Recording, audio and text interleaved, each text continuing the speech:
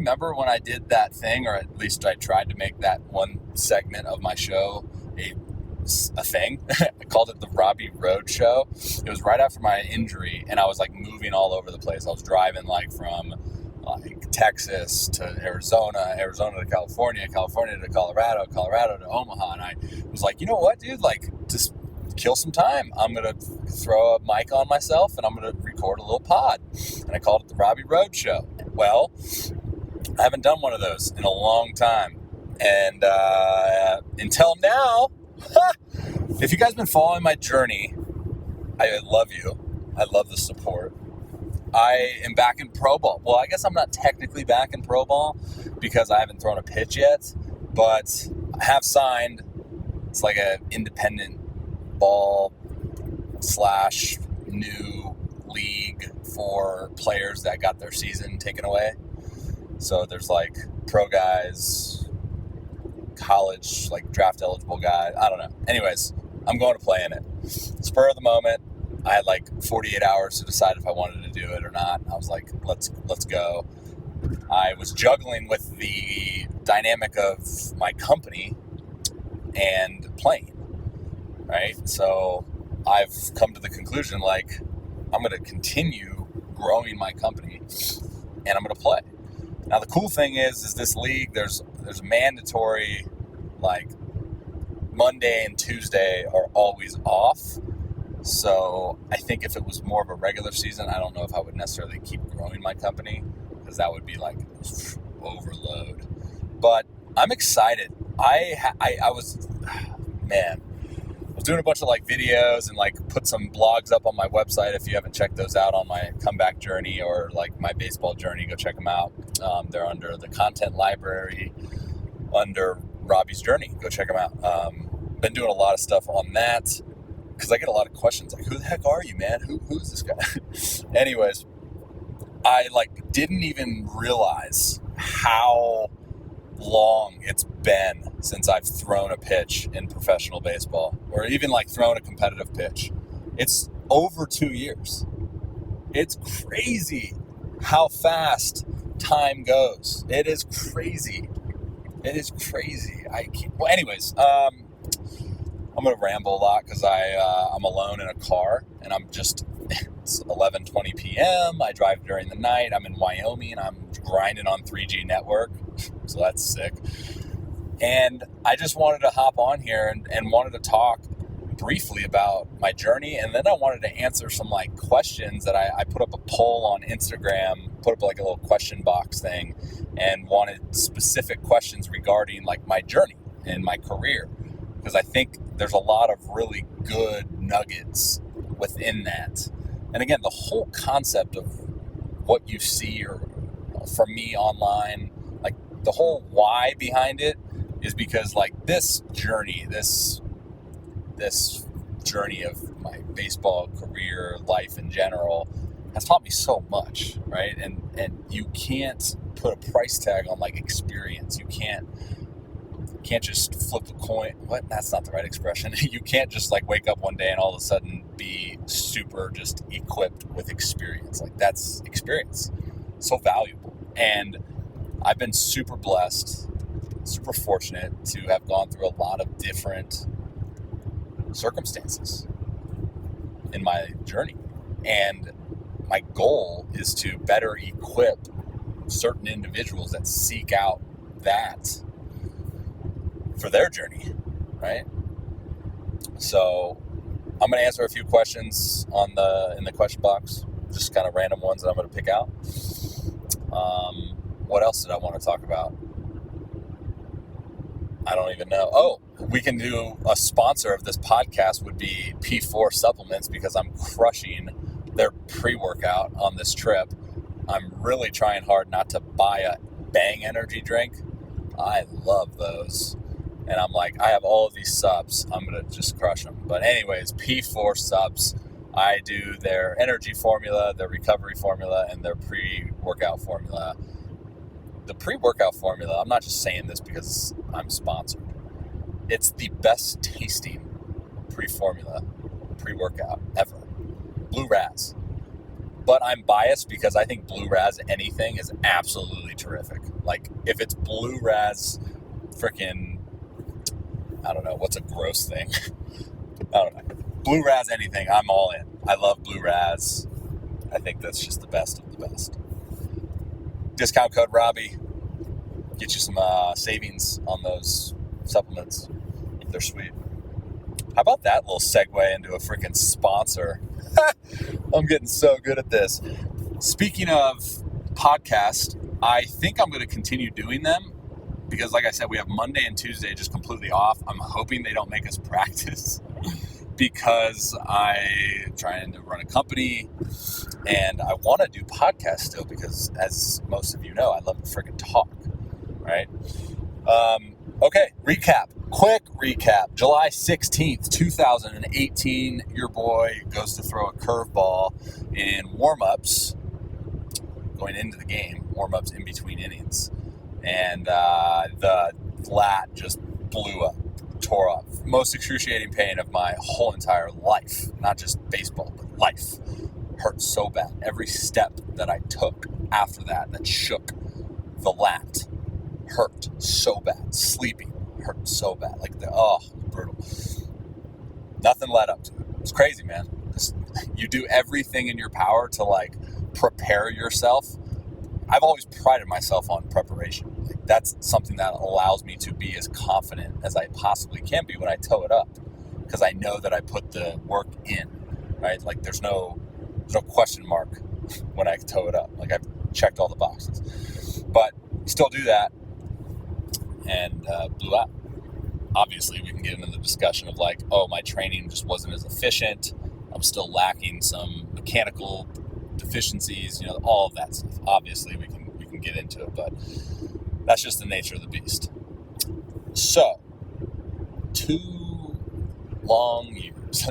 The journey was crazy because, first off, I was in Kinston, North Carolina, which is a very, very small town. I was A-ball for the Rangers. And originally, I did an MRI like the next day at like the local hospital. It didn't work. The Rangers medical dude could not like get a clear description because the lat is a tough area to like see, right? They did my shoulder, which wasn't my lat. So anyways, long story short, they sent me like 4 different places within a week time frame, maybe 2 weeks, to do MRIs because they just couldn't get a good visual. And then they finally were just like, okay, well, we got to send you to Arlington. So they ended up, I think I stayed like a week maybe more than a week. Yeah, I stayed a good time in Kinston, North Carolina in my apartment. Just like, what am I doing with my life? Like, I'm sitting here, my lat is hanging off of me like a boob. And I didn't know what was next. I knew that I was going to miss a substantial amount of time. I knew because I know my body that the best, right? Like, I know my body better than anyone. I knew what happened to me was serious. So it was funny when the results came back when I did go to Arlington and it was deemed a grade 2. Now, there's nothing that I'm going to say that I'm trying to be disrespectful. It's not my intention. The reading of an MRI is a freaking whole nother beast. Like, it's very hard. And to top that, like reading the lat tear MRI, like that, I can't even imagine, right? Like, I know it is. So, long story short, grade 2 lat strain. That's what the diagnosis was. And 6 to 8 weeks of like rehab, recovery, whatever. I don't actually remember. So they sent me home. Moved in with my parents again, and I just kind of did what the protocol said, and I knew something was wrong, dude, because like every day it was not like there's no improvement. I was having this pinching, pulling feeling for where exactly where my scar is now, exactly where like the pain initially was when I threw that curveball. And anyways, the Rangers had me to go out every month to Arlington, another MRI. I think I did a total of 9 MRIs. And every time we did the MRI, again, this is not disrespectful, it was, hey, it's getting better. See, like, it's healing. Hey, it's getting better. It's healing. I think I don't know how many months later, but it was kind of, again, this is my career. I'm not done. I'm too stubborn to be done. I want to get back. I wanted to play winter ball that year. I was on a 1-year deal with the Rangers, so I needed to do anything to freaking turn some heads to improve. Like, I sucked during my stint with the Rangers. That was what the frustrating part was too, because I was behind an 8-ball, like multiple 8-balls, right? If I wanted to advance my career. So anyways, obviously, I piled on a lot of frustration because I wasn't getting better. They were saying that I was getting better, in which I knew I wasn't. So finally I had to voice my opinion and say, hey, like, this thing hasn't gotten any better since like day one, right? Even the MRI was reading whatever it was reading, like, I still had that feeling of pinching, pulling. I couldn't, like, there was no part of me that was like, oh, I'm going to try to throw today. Like, no, I was so far from that. I knew winter ball at that time was out of the equation. I think we're 5-6 months down the road. And that's when there was the recommendation to go see a lat specialist, which was Dr. Romeo in New York, who did the first ever lat surgery on Jake Peavy. So I saw him, took off my shirt when I first got to New York, turned around, he was like, oh yeah, you need surgery. Just get the surgery done. Thought it was kind of funny, like, oh, that could have been useful on day 3. So the surgery date was January 31st of 2019. So again, no disrespect to anyone that was involved. It was just an obvious, like, frustrating time for me as a player, because I'm trying to get back as quickly as possible. If you're an athlete out there, you know how much the game means to your identity too. So you struggle with that. Now, I was fortunate enough to see the blessing in disguise, because during this time, I fully dove into my company, my brand, everything, right? Like, hammered my podcast, grew my online presence, started getting more online clientele. Like, that part of the journey was cool, because I was able to really gain a lot of traction there, which was fantastic. And then the part of, like, through social media, the audience, like, you guys can see every step of the way for me, right? Like, it's cool to kind of follow that, start creating this personal relationship. I think that's really neat. And I try to do my part and be as authentic and transparent as possible. Like, that's my goal in all of this, right? Like, I'm a human being. I'm flawed. I'm imperfect. I mess up all the time. Like, I don't want to shy away from that. I want to be real, be authentic, right? Anyways, so like I said, January 31st, we went under. The timing table was like 12 to 15 months. The surgery was great. It was actually kind of interesting because, like, I don't think I really had any like lat complications throughout that time. I know when I had my elbow surgery, I had bone spurs removed in 2016, and that is still a grind. Like, that whole process just was no fun. We won't get into that. Maybe on another podcast. But so it was at this time where, I initially moved to Colorado before surgery to figure the thing out. It wasn't getting better. Dr. Heenan and I were working together at that time. He moved to Omaha. So then as soon as I got the surgery, it was right around that time that he moved. So then I followed him. I moved to Omaha. Then I did all of my rehab. Again, right after I had the surgery, it was 6 weeks of nothing. And I was fortunate enough to have a company to run. So I was, like, super busy. I was able to keep my mind occupied. I would encourage anyone that does go through a rehab process in their life to challenge yourself with something. Challenge your mind. Keep your mind occupied. It could be a very dangerous place for a lot of people if you let that mind wander, right? And the what ifs and those rabbit holes, those dark rabbit holes that we can fall into. So as soon as I started training, it was cool because I was fully bought into Dr. Heenan, Advanced Therapy Performance, and the 90-mile-an-hour formula training protocols. If you're listening to this and that has, understood or seen a lot of Dr. Heenan's stuff and kind of been on the fence about diving into remote programming, don't be on the fence. It's unreal. It's fantastic. If you want to be the best version of yourself as an athlete, as a ball player, like, train with him, shoot me an email or a DM on Instagram. I can save you $100 on your onboarding fee. Right? The reason why I say it was so good, because throughout that whole process of training with him in Omaha, like there wasn't really any complications with the lab, right? Like we did a really good job with the comeback. If you want more information on specifically the comeback journey and how we approached it, I have a few podcast episodes in which we talk about that. Obviously with Dr. Heenan, we did some segments on it when I initially moved to Colorado. And then we did a podcast, Dr. Heenan and I did a podcast with Alan Jaeger, episode 90. I think the link would be therobbyrowshow.com/90. You can check that one out. That's a good one too. It was like an almost 2-hour long podcast. We fully dove into essentially everything with the return to throwing program, right? So everything with the comeback journey as far as the rehab went really, really well. I was super pleased with that, right? Started throwing, and then everything was like, I was so impressed with where I was at. Because I say this all the time, I don't know if it really hits home with anyone, but I've never been a high velo bullpen guy. Like, I'm a game adrenaline guy usually. You look at any of like my bullpen videos from years past, like even when I was throwing upper 90s, I would still sit like 88, 90 in a pen. And I thought that was hard. Big adrenaline guy. Came back through my first bullpen and I was 90, 92. I was like, wow, this is fantastic. Second bullpen, 92, 94. Touching 95. Third bullpen, 96. I'm like, let's go, right? Like, this is fantastic.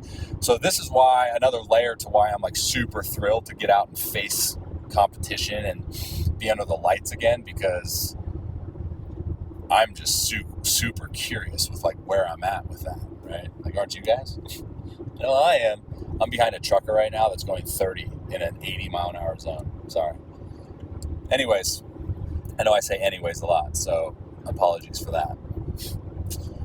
Moved back to California because Omaha weather sucks. I wanted to get outside, long tossed, and then the pandemic hit. XYZ, sick. More 8 balls to be put behind. We get it. Journey's fun. Challenges are fantastic. Invite them. Grow, life experience, mold, characteristic traits. Human growth, man, it's fantastic. I'm a nerd. What else do I got for you guys? Not a whole lot. Oh, I said I was going to answer some questions about my journey. Where am I going now? Lexington, Kentucky. They're putting together a little league. I think there's 4 teams. I think there's 4. It's like Freedom. Oh no, Florence Freedom, Florence Y'alls, Lexington Legends. That's who I'm on. I played in Lexington in 2012. I was in the Sally League when I was with West Virginia Power, Pittsburgh Pirates A-ball affiliate. I loved it there. I had a really good game there. 2012. I remember almost every pitch from it. All the games are going to be live streamed. So once I figure out what link that will be, I'll try to find a way to like throw it up on my Instagram or whatever. Be sure to check those out. I mean, you don't have to. So here's a really good question that I could spend literally probably a whole day talking about. Someone asked, how did you keep going without giving up? So to put it super simply,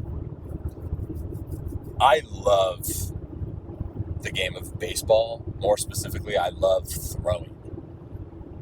Like throwing is, like some, it's a job and it's a task or whatever you want to call it. But it's truly a hobby. Like I love it, man. And I try to set myself up in life as in, what am I passionate about?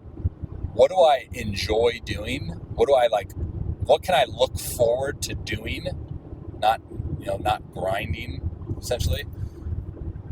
So once I answer those questions, then I can kind of set myself up to do those things every day as a living, as a profession or whatever. Right? So it's easier to chase a passion than it is to just kind of check the boxes in your life, right? So I think the foundation for me with the question why or how or whatever is purely based on love and passion, right? So my foundation is strong. My foundation isn't built on, oh, I get girls. My foundation isn't built on, I'm pretty good at it, so I play it. It's not built on money, right? Like, I'm going to this league and I'm going to be losing so much money, but it's the dream, right? So you make those sacrifices. So like I said, put it simply, it's the foundation. And I think, yeah, at points in the journey, you're sitting there and thinking like, why am I doing this? This makes no sense. Move on.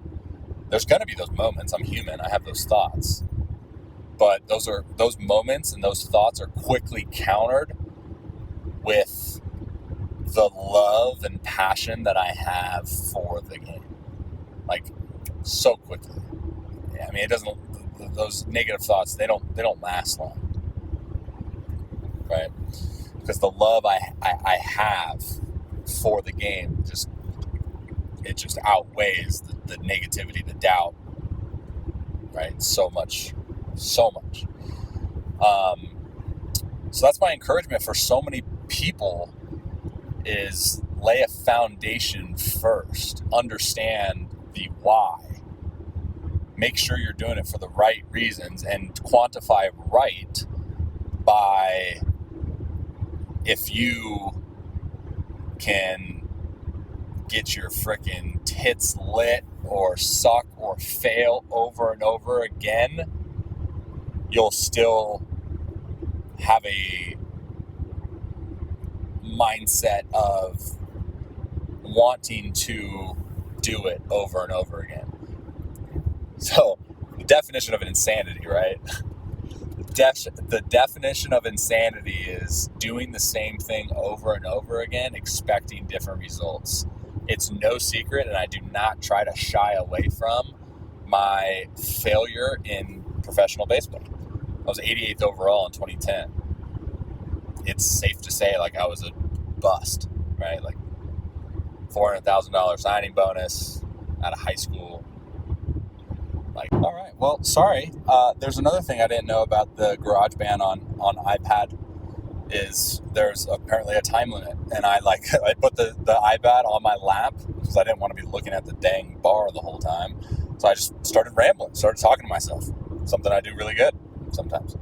And there's a time limit. So I literally just talked for probably another 30 minutes and looked down. I was like, oh gosh, did you guys get all that? Anyways, I think I ended, it cut out when I was talking about my failure in pro ball, right? Like my inability to string together a lot of success. So therefore you would think, right? Like a guy like myself would just be like, oh, I'm not cut out for it. So there's this other piece to me, and it's harder to kind of put into words and give you a explanation that I guess makes sense to you, but I don't really care because it makes sense to me, right? Now, we can talk about confidence and like conviction and how those things have to be pieces to the puzzle to play. Yes, you can love the game, and that makes you want to play, and you'll do whatever you can to play. But there's this sense of alpha male pride that screams don't, because we suck, right? Like, I'm not holding back at all right now, just to let you know. Like, I try not to anyways. Authenticism, is that a word? I don't know. So you would look at my stats and you would be like, why is he playing, right? Like, just move on. And my stats say one thing about me. They try to determine how good I am, essentially, right? They try to determine the player, and maybe you can, but like, I just believe that the individual's mind is going to give a lot more data than just numbers. And especially in the game of baseball, especially in pitching, right? Like one season you could be one guy, and then the next season you're a different guy. Like look at my career. Every year I was a different guy. 2010, high school kid. That was probably one of my better years, honestly, even though I think I had like a 5. That's like where I was like high school kid. I'm going to keep it simple. Okay, I'll learn how to pitch a little bit, learn how to sequence a little bit. Okay, now I got to learn like what pitches of mine are good, what like match up, blah, blah, blah. 2011 is a mind death. Like I didn't know what the heck I was trying to do. I was trying to be somebody else, this and that, got away from XYZ. 2012, tried to reinvent myself, sinker, slider, cutter, cool, traded, Pittsburgh, all right, we can go on and on. Pittsburgh, all I wanted to do was sink it, and then I got released. Oh, now I'm like back to my roots, St. Louis. That was, again, probably my best year in 15. Back to like, oh, now I'm a hard throwing guy, right? Like back end bullpen guy. I'm hard thrower. I got a split, freaking hard slider. 8-9 guy, can bring it up to the upper 90s. 2017 big league camp, then get released, go to indie ball. I start. Oh gosh, I haven't started in forever. Oh man, there's so much to it, man. There's so much. Like I'm a different guy every freaking year. So there's that piece, obviously. But again, going back to the confidence thing is like, for me, confidence stems from, I think, not all 100% preparation, but a lot of it is preparation. I work so hard. I do so many like of the quote unquote little things, right? To put myself in a position to accomplish goals, to succeed. I give myself a really good opportunity to do that, and that stems from the foundation, obviously. But so that's a piece, the preparation, the work that I put into it. And then the other thing is like seeing those brief moments of like, holy smokes, I'm really good. You know what I mean?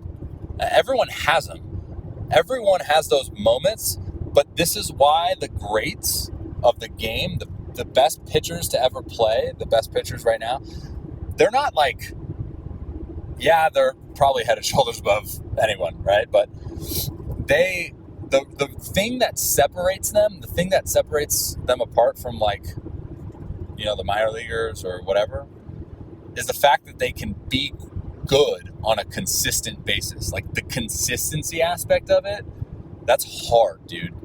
The game of baseball, pitching, like the task of pitching and getting outs is hard, but like, oh, you did it, do it again. Oh, you did it again? Oh, well, let's do it next week. Oh, let's do it the next day, right? Like that's the freaking formula, dude. And for me, I'm really, really good, and then I'm really bad. So I think another thing that is at play here for me is I see brief moments of what I can truly be.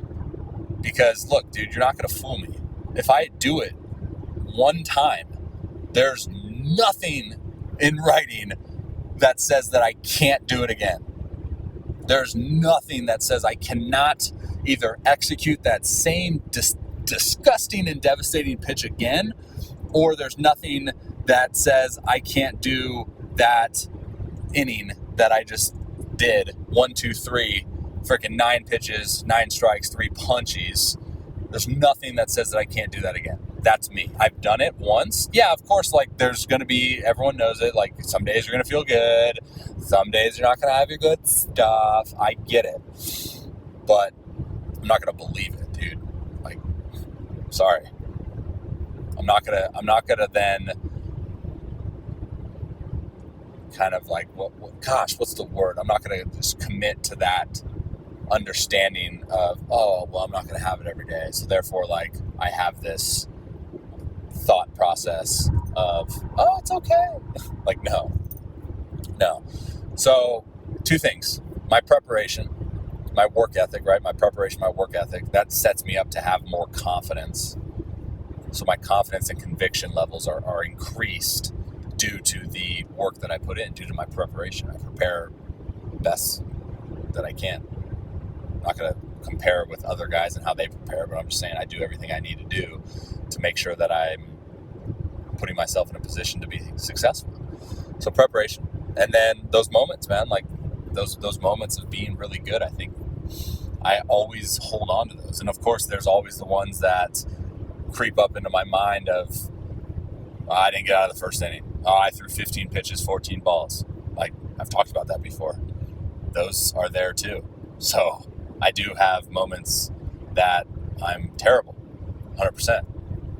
But the good's going to outweigh the bad. The positive for me is going to outweigh the negative, like no matter what.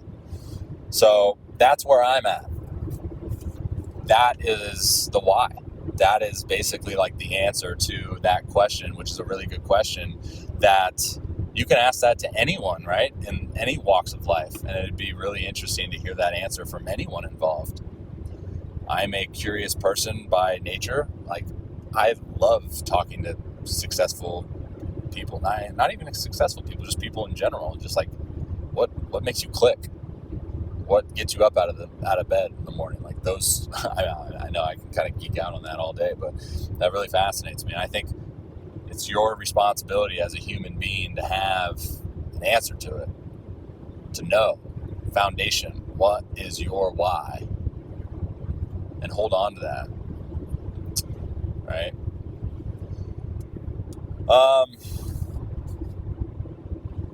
What's your plan with baseball moving forward? I'm going to say this. You guys can say like, oh, this guy's an idiot. He's cocky. He's on a different planet, which I probably am. Who knows?